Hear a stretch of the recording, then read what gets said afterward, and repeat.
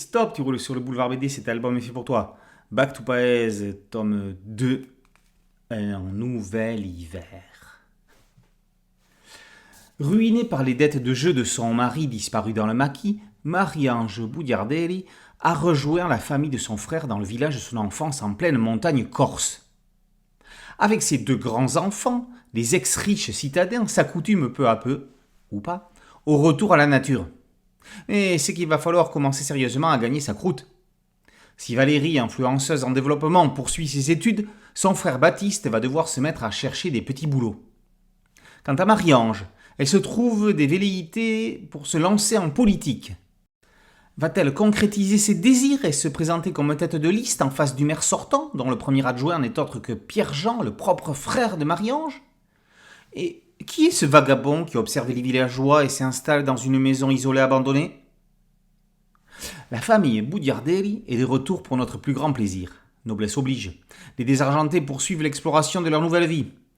Valérie oriente ses posts sur les réseaux vers des préoccupations plus écologiques que superflues. Même si elle regrette ses soirées au talon avec ses copines, elle n'hésite pas à promouvoir la confiture de châtaigne de sa cousine. Baptiste, lui, va être tour à tour préparateur en pharmacie, boucher et loueur de matériel de ski pour la célèbre petite station corse, une des seules au monde où l'on peut faire du ski en regardant la mer. Quant à Marie-Ange, elle va tout mettre en œuvre pour remporter l'écharpe de mer, n'hésitant pas à marcher sur les pieds de sa propre famille. Elle va devoir apprendre ce qu'est un PLU. Léa Maurizzi poursuit son exploration de la vie en Corse. On ne parle bien avec drôlerie que de ce que l'on connaît bien et que l'on aime tant. Avec humour et tendresse, l'autrice invite à l'immersion montagnarde pour un hiver, avec tout ce que représente l'hiver dans un village des hauteurs.